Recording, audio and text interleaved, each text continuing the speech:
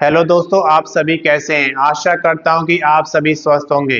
दोस्तों, आज इस वीडियो में हम लेकर आए कि airport authority of India AAI यहां पर लेकर आया जूनियर असिस्टेंट और सीनियर असिस्टेंट की बम्पर वैकेंसीज, जिसके ऑनलाइन एप्लीकेशन कब से शुरू होगा, अंतिम तिथि क्या रहेगी, कितना एप्लीकेशन फीस आपको जमा करना है, टोटल पदों की संख्या कितनी है, कौन कौन से डॉक्यूमेंट्स आपको अपलोड करने हैं, ये सारी जानकारी आज इस वीडियो में हम आपको देने वाले हैं।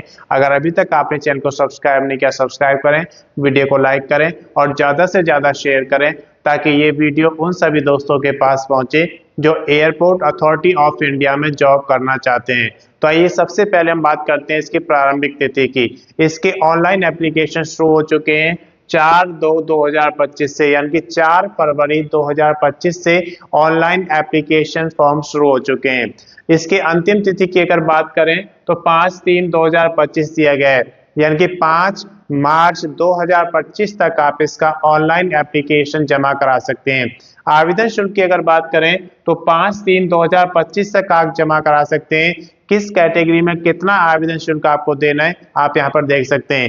अगर आप जनरल कैटेगरी, जिन्हें हम अनरिजर्व या सामान्य जाति कहते हैं, या फिर ओबीसी अदर बैकवर्ड कास्ट, या फिर अन्य पिछड़ा वर्ग कहते हैं, या फिर आप ईडब्ल्यूएस इकोनॉमिकली वीकर सेक्शन के अंतर्गत आते हैं, तो आपको 1,000 रुपए का एप्लीकेशन फीस देना होगा। अगर आप एससी, जिन्हें हम शेड्यूल कास्ट, या एसटी शेड्यूल ट्राइब, जिन्हें हम जनजातीय कहते हैं, या फिर आप किसी भी कैटेगरी की महिला कैंडिडेट हैं, तो आपको कोई भी आवेदन शुल्क नहीं देना है।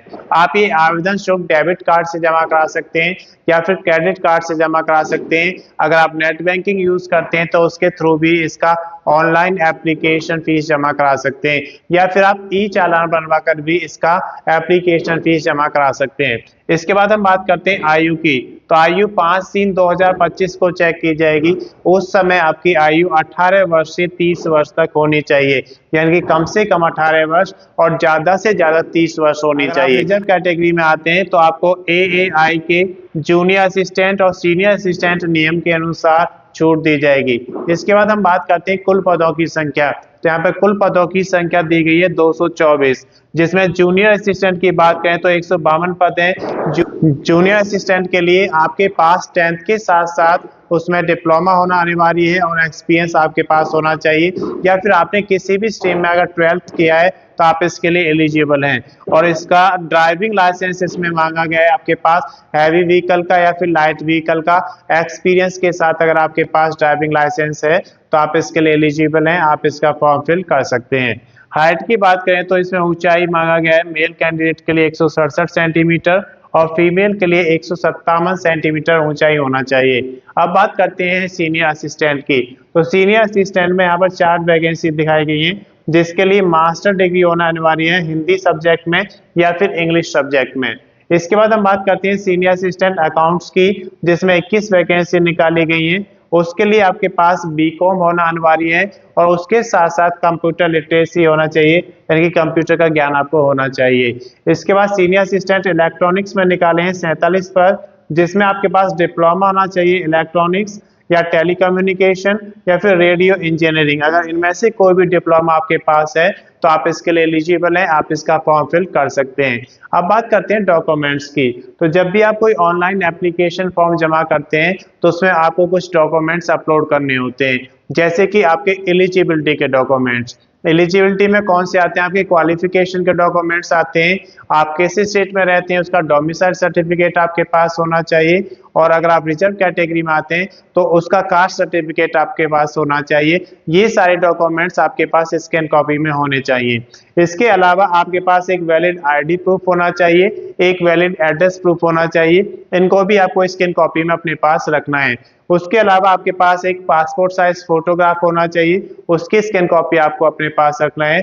एक पेज पर आप सिग्नेचर करेंगे, उसकी भी स्कैन कॉपी आपको अपने पास रखना है। ये सारे डॉक्यूमेंट्स आपके रेडी होने चाहिए जब आप ऑनलाइन एप्लीकेशन को शुरू करते हैं। इसके बाद हम बात करते हैं बेसिक डिटेल्स की। तो जब आप ऑनलाइन एप्लीकेशन फॉर्म फिल करना शुरू करते हैं तो आपको उसमें कुछ बेसिक डिटेल्स फिल करने होते हैं, जैसे कि आपकी क्वालिफिकेशन, आपकी डेट ऑफ बर्थ, आपका नेम, फादर्स नेम, उसके साथ साथ आपका एड्रेस। अगर आपका परमानेंट एड्रेस और मेलिंग एड्रेस अलग अलग है तो वो दोनों आपको फिल करने होते हैं। जब ये सारी बेसिक डिटेल्स फिल हो जाती हैं तो आप डॉक्यूमेंट्स अपलोड करते हैं, और डॉक्यूमेंट्स जब अपलोड हो जाएंगे उसके बाद आप फोटो और सिग्नेचर अपलोड करते हैं।